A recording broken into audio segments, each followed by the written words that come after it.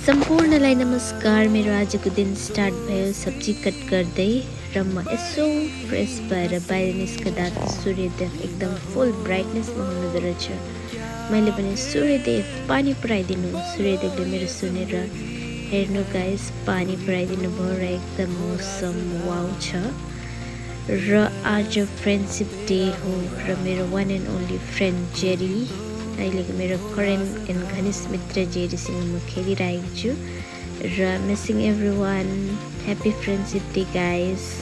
Thank you for watching. जय श्री कृष्ण।